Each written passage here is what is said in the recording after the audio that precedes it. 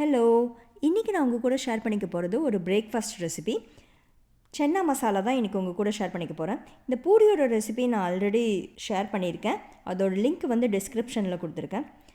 நான் இன்றைக்கி பூரியோடு இதை எடுத்திருக்கேன். நீங்கள் ஜீரா ரைஸ், தோசை இதுக்கெல்லாம் கூட இந்த சென்னா மசாலா வச்சு சாப்பிட்லாம். ரொம்ப நல்லாயிருக்கும். இது ஒரு ரெஸ்டாரண்ட் ஸ்டைலில் இருக்கும். இதுக்கு தேவையான பொருட்கள் என்னென்னு சொல்லி பார்த்துருவோமாங்க.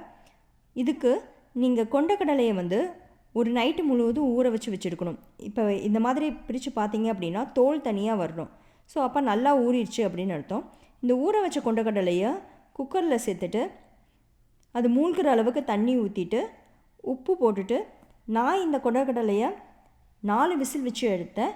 நீங்கள் யூஸ் பண்ணுற கொண்டக்கடலையை பொறுத்து அதோட விசில் வந்து கவுண்ட் வந்து மாறும். புதுசான பயிராக இருந்துச்சு அப்படின்னா ஒரு 4 விசில் 3 விசில்லே வெந்துடும். கொஞ்சம் பழைய சென்னாவாக இருந்துச்சு அப்படின்னா 8 to 9 விசில் விட்டு எடுக்கிற மாதிரி இருக்கும். இது இல்லாமல் இதுக்கு உப்பு, பட்டை, கிராம்பு, சோம்பு, ஏலக்காய், சீரகத்தூள், மிளகாய்த்தூள், மஞ்சத்தூள், கொஞ்சம் ஜிஞ்சர் கார்லிக் பேஸ்ட், இது கூட வெங்காயம் 2 தக்காளி, இஞ்சி. இந்த வெங்காயத்தை பார்த்திங்கன்னா இந்த மாதிரி க்யூப் ஷேப்பில் கட் பண்ணியிருக்கேன். கொஞ்சம் கொத்தமல்லி இலைகள். இப்போ ஒரு தவாவில் கொஞ்சமாக எண்ணெய் சேர்த்துட்டு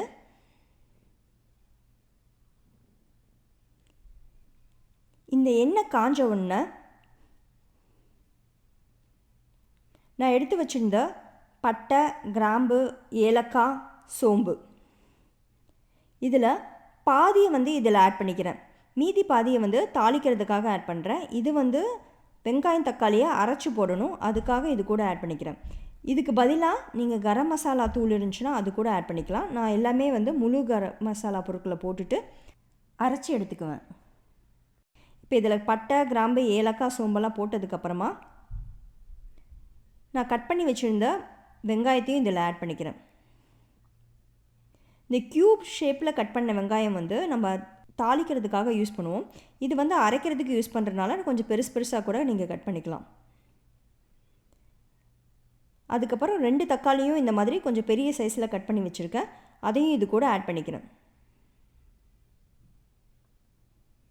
இப்போ தக்காளி வந்து நல்லா சாஃப்ட் ஆகணும், அது வரைக்கும் நம்ம வந்து இதை வதக்கிட்டு இருக்கணும்.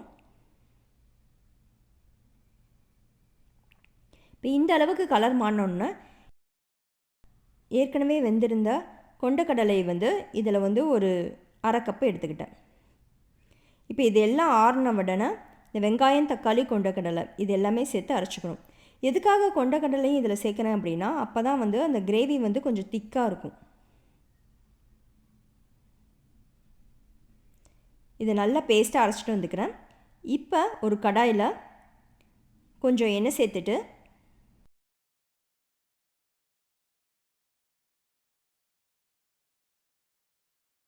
எண்ணெய் காஞ்ச உடனே இதில் பட்டை, கிராம்பு, சீரகம் சேர்த்துக்கிறேன். முதல்ல வந்து அரைக்கிறதுக்கு சோம்பு சேர்த்துருந்தோம், இப்போ வந்து இதிலோட சீரகம் சேர்த்துக்கிறேன். இப்போ ஏற்கனவே கட் பண்ணி வச்சுருந்த ஆனியனை வந்து இந்த எண்ணெய் கூட சேர்த்துக்கிறேன். கொஞ்சமாக ஆட் பண்ணால் போதும். இது வந்து பார்வைக்காக தான். ஏன்னா ஏற்கனவே வெங்காயத்தை நல்லா எண்ணெயில் வதக்கி அரைச்சி எடுத்து வச்சுருக்கோம். அதை வந்து இது கூட ஆட் பண்ணிக்குவோம். நான் எடுத்து வச்சுருந்த ஜிஞ்சர் கார்லிக் பேஸ்ட்டு, இஞ்சி பூண்டு விழுதையும் வந்து இது கூட சேர்த்துக்கிறேன்.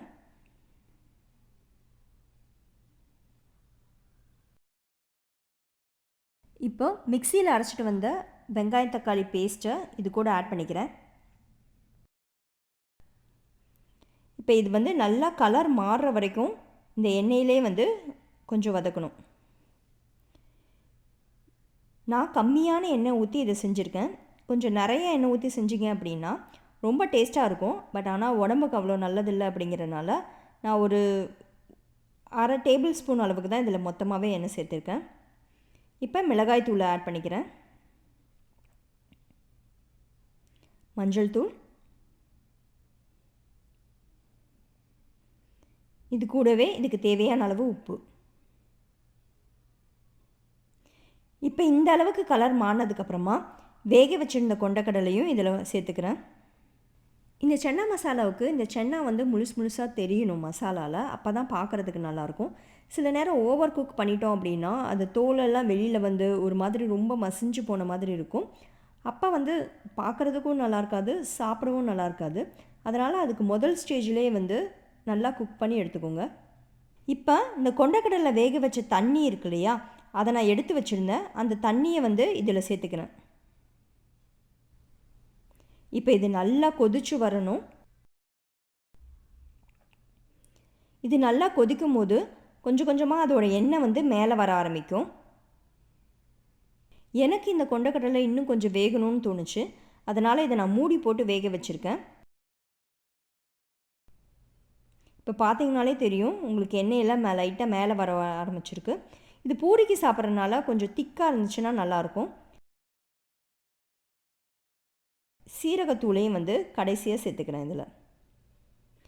உங்களுக்கு இந்த கரம் மசாலாலாம் ரொம்ப பிடிக்கும் அப்படின்னா நீங்கள் சீரகத்தூளோடு சேர்ந்து ஒரு 1/2 டீஸ்பூன் வந்து கரம் மசாலா தூளையும் இது கூட சேர்த்துக்கலாம். ஸோ அவ்வளோதான். இப்போ எண்ணெயெல்லாம் மேலே வர ஆரம்பிச்சிருச்சு. ஸோ இந்த சமயத்தில் கொத்தமல்லி இலைகளை தூவி இந்த சன்னா மசாலாவை இறக்கி வச்சிடலாம். அவ்வளோதாங்க, இந்த சன்னா மசாலா ரெடி. இப்போ நீங்கள் பூரி, தோசை, ஜீரா ரைஸ் இந்த மாதிரி எல்லா ரெசிபிக்கும் இதை சாப்பிட்லாம். ஈவினிங் டைமில் சாட் ஐட்டம்ஸ் பண்ணுறதுக்கு கூட இதை யூஸ் பண்ணிக்கலாம். இந்த ரெசிபி உங்கள் எல்லாத்துக்கும் ரொம்ப பிடிக்கும்னு நினைக்கிறேன். நீங்களும் வீட்டில் செஞ்சு ட்ரை பண்ணி பாருங்கள். தேங்க்யூ ஃபார் வாட்சிங்.